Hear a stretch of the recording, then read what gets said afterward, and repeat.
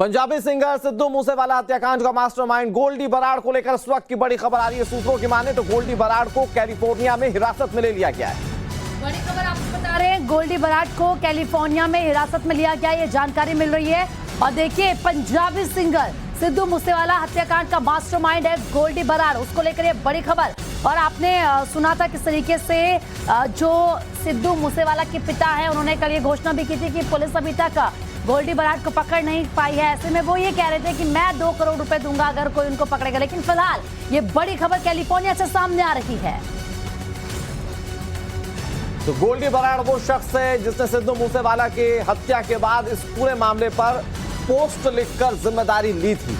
उसके बाद पुलिस लगातार भारत में अलग अलग पहलुओं से पूछताछ कर रही है, कार्रवाई कर रही है। लॉरेंस बिश्नोई के खिलाफ कार्रवाई की गई और अब ये बड़ी खबर निकलकर सामने आ रही है जब मूसेवाला मर्डर केस में गोल्डी बराड़ जिसने की हत्या की जिम्मेदारी ली थी, उसे कैलिफोर्निया में डिटेन कर लिया गया है।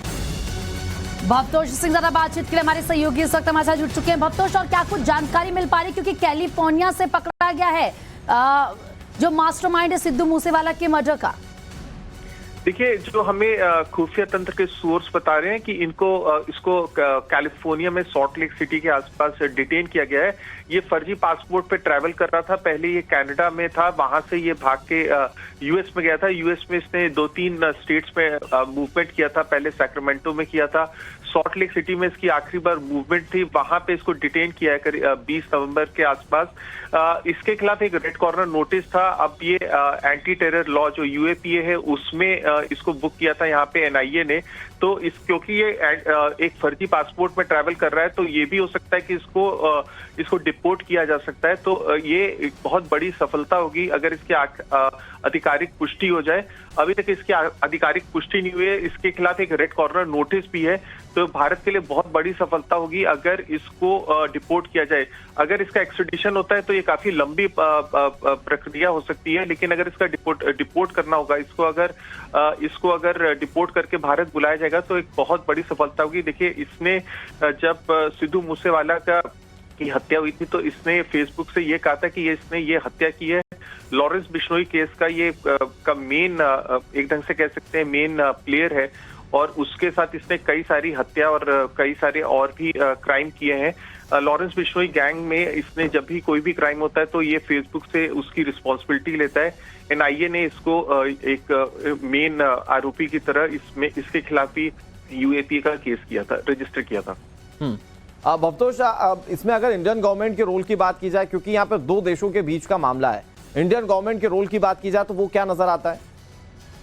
देखिए, इंडियन गवर्नमेंट जरूर इसको ये कहेगी कि इसका एक्सट्रेडिशन ना करें, इसको डिपोर्ट किया जा सकता है। देखिए, इसमें सबसे इम्पोर्टेंट बात यह है कि ये जो इसका भारत से ये जब गया था तो ये एक फेक पासपोर्ट पे ट्रैवल कर रहा था। इसके पास ओरिजिनल पासपोर्ट नहीं था और फेक पासपोर्ट के थ्रू ये पहले ये कनाडा गया था। कनाडा में ये टोरंटो के आसपास रह रहा था। वहां से जब इसके ऊपर ढंग से गए तो इसके ऊपर जब काफी ज्यादा प्रेशर हो रहा था तो ये उस फेक पासपोर्ट से ये कैलिफोर्निया के आसपास गया था। कैलिफोर्निया में सैक्रामेंटो में इसकी मूवमेंट देखी गई थी। जब इसको लगा कि वहां की लॉ इन्फोर्सिंग एजेंसी इसको डिटेन कर सकती है तो वहां से ये सॉल्ट लेक सिटी के आसपास गया था। देखिए, इसके खिलाफ जून के आसपास इसके ऊपर इंटरपोल ने रेड कॉर्नर नोटिस इशू किया था। इसको पता था कि ये कभी भी डिटेन हो सकता है। इसी वजह से ये अलग अलग सिटीज में कैलिफोर्निया में ट्रैवल कर रहा था। इसी वजह से इसने बहुत कोशिश की थी कि किसी ढंग से बच जाए, इसको पॉलिटिकल असाइलम मिल जाए, लेकिन फाइनली इसको यूएस अथॉरिटीज ने इसको डिटेन किया है। अब सवाल ये उठता है इसका एक्सट्रेडिशन होगा कि इसको डिपोर्ट किया जाएगा। लेकिन जो हमारे सूत्र ये बोल रहे हैं कि इसको भारत की सरकार ये कोशिश करती है कि किसी न किसी ढंग से इसको डिपोर्ट कर सकें, जिससे कि इसके ऊपर जो 30-40 क्रिमिनल केसेस हैं वो आके इंडिया में फेस करे। जिसमें सबसे बड़ा केस जो इसके खिलाफ है जिसमें चार्जशीट किया गया है उसमें सिद्धू मूसेवाला है। लेकिन अब मोरलेस इसके ऊपर सारे केसेस जो हैं वो एनआईए ने ले लिए हैं। सवाल उठता है कि इसकी आधिकारिक पुष्टि कब तक होगी। भवतोष, जरा ये भी बताइए, बिल्कुल आधिकारिक पुष्टि होने का तो इंतजार रहेगा, लेकिन जो पूरा प्रोसेस होता है डिपोर्ट करने का, कितना समय लग जाएगा अगर शुरू हो जाता है प्रोसेस जल्द से जल्द? क्योंकि बहुत सारे क्राइम किए हैं इसने और ऐसे में ये पूरी कोशिश रहेगी कि जल्द से जल्द हिंदुस्तान लाया जाए। देखिए, 2 सवाल उठते हैं कि इसको डिपोर्ट किया जाएगा कि इसका एक्सट्रेडिशन होगा। अभी तक अगर इसको एक्सट्रेडिशन इसका होता है तब तो काफी लंबी प्रक्रिया होती है। यूएस और इंडिया के बीच में एक्सट्रेडिशन ट्रीटी है, उसमें ये हो सकता है कि इसको अगर एक्सट्रेडिशन होता है तो लंबा प्रोसेस होता है, उसमें इंडियन गवर्नमेंट को यूएस अथॉरिटीज रिप्रेजेंट करती हैं कोर्ट में। अब उसमें तो जैसे तहावुर राणा का मैटर चल रहा है यूएस में, वो कम से कम 2 साल से चल रहा है, उसमें तो प्रक्रिया लंबी जाएगी। लेकिन अगर डिपोर्ट किया जाता है वो प्रक्रिया वो काफी छोटी होती है, उसमें तो इसको डिटेन करने के बाद कोई भी फ्लाइट से इसको वापस बुलाया जा सकता है।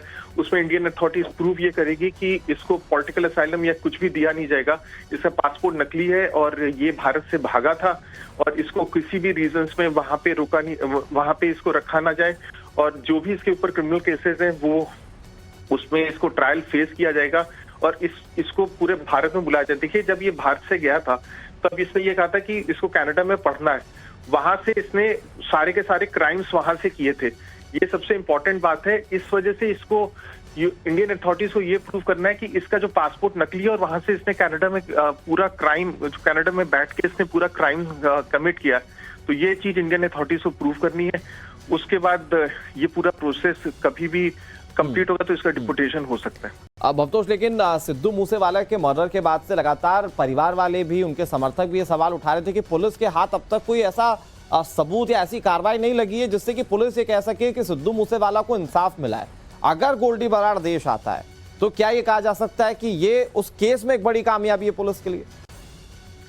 देखिए, ये जो सिद्धू मूसेवाला का केस है वो पंजाब पुलिस का केस है, वो लोकल पुलिस का केस है। लेकिन इसके इर्द गिर्द जो केसेस हैं, जो केस एनआईए ने ले लिया है, वो केस जो है वो क्राइम जो है जिसमें ये कह सकते हैं जो ऑर्गेनाइज्ड क्रिमिनल्स हैं, जो कि अब एक ढंग से कह सकते हैं आतंकवादी बन गए, उस केस को एनआईए ने ले लिया है। वो सबसे इंपॉर्टेंट केस है जिसको करीब सितंबर में एनआईए ने अगर आपको याद हो, उसमें 2 एफआईआर को जो थी वो दिल्ली पुलिस की एफआईआर को एनआईए ने टेक ओवर कर लिया, जिसमें लॉरेंस बिश्नोई को करीब 15 दिन पहले, अगर मैं गलत नहीं हूँ, उस एफआईआर को एनआईए ने रजिस्टर करके लॉरेंस बिश्नोई, टिल्लू ताजपुरिया और बाकी क्रिमिनल्स को अरेस्ट करके उनकी कस्टडी में क्वेश्चनिंग कर रही है। वो सबसे इंपॉर्टेंट चीज है क्योंकि अब एनआईए के पास ये केस है, एनआईए एक फेडरल प्रोब एजेंसी है, उसकी क्वेश्चनिंग जो एनआईए कर रही है, एनआईए अपना केस यूएस गवर्नमेंट को बता सकती है कि इनके ऊपर कितना सीरियस ऑफेंस है, इनको अब टेररिस्ट की तरह ट्रीट किया जा रहा है गोल्डी बराड़, लॉरेंस बिश्नोई को।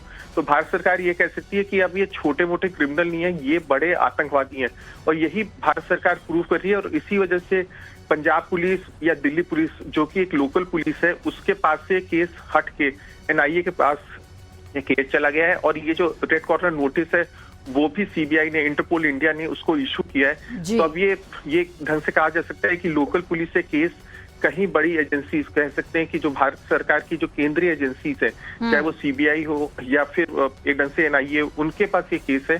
तो इस वजह से ये हो सकता है इसका डिपोर्टेशन किया जा सकता है या फिर अगर प्रक्रिया लंबी जाएगी तो फिर एक्सट्रेडिशन होगा इसका। ठीक है भवतोष, बहुत बहुत शुक्रिया आपका तमाम जानकारी देने के लिए। यानी कि अब गोल्डी बराड़ की मुश्किलें बढ़ती साफ तौर पर नजर आ रही है।